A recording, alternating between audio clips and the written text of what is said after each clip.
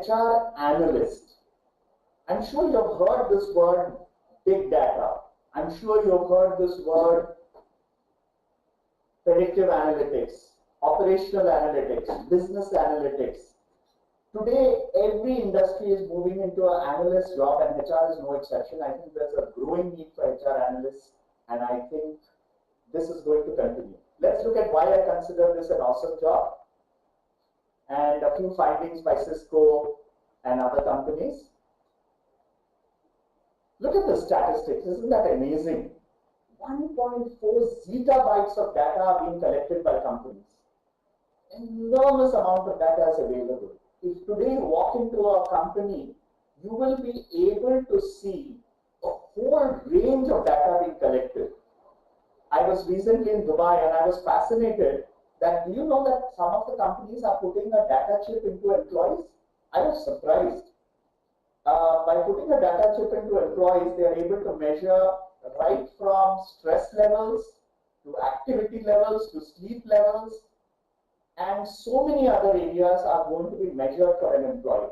This is besides the performance data of a person, GPS data which is showing where he's working, where he's moving. Companies which are in the logistics space or even companies which are into security space are monitoring where their security staff are at every point of the day. You have data about competencies coming in, you have data about leave and attendance, you have data about managers, you have data about motivation. All this data is being collected and somebody has to analyze this data, and that's the job of the HR analyst. Look at this, isn't it fascinating? In 2015, only 24% of companies were using HR analytics. By 2016, it became 32%. 8% of companies have started using data analytics within a single year. But more interesting is the statistics I'm going to share in a minute with you. Look at this statistics. How many companies are rating analytics as important?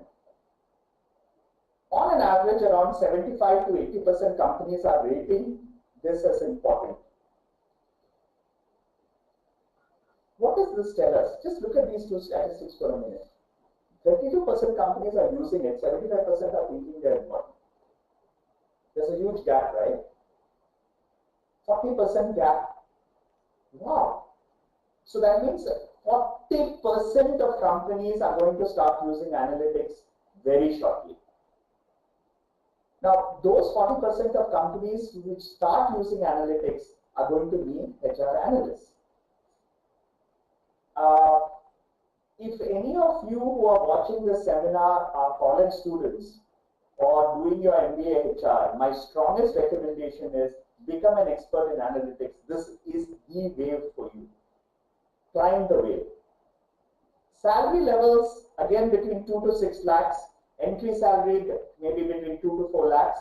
Within 1 year, your salary should be, or with 1 year of experience, your asking rate in the market should be about 5 to 6 lakhs.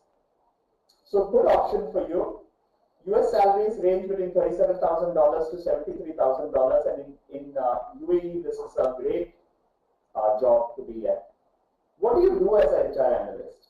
And what are your prerequisites? The prerequisites are, you need a bachelor's degree, you need an experience of 1 to 4 years, and you need good analytical mind. If you have a maths degree, a science degree, an engineering degree, an MBA with some quant background, you really are game for this job. But besides doing that, you need a couple of foundational competencies. You need to be good at Excel. You need to have some understanding of IT preferably. You have to have a good understanding of HR strategies, HR scorecard, etc. And obviously a good ability to manage data. So now if I see all this, let's go to the certifications you might need. See, I think you need a HR analytics certification. Now you can do it with us at Middle-earth, you can do it with Human Capital Institute or CIPD. These are some of the very, very good institutes which are doing a lot of work in human capital management in terms of analytics.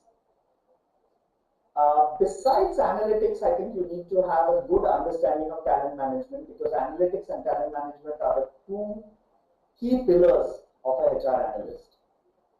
So I hope these are some of the key jobs.